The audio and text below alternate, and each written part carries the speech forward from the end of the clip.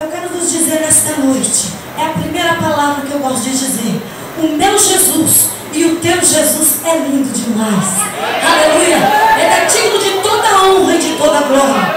Eu não sei como você chegou aqui neste lugar nesta noite.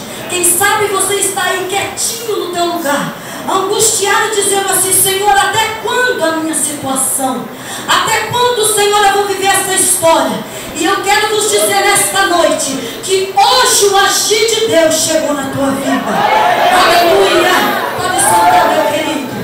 Somente exalte o nome do Senhor, porque Ele é digno, Ele é santo, Ele é soberano.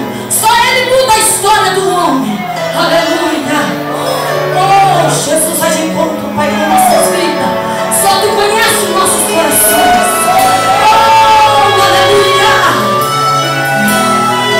Oh, Espírito Santo, a obra é Tua, Senhor.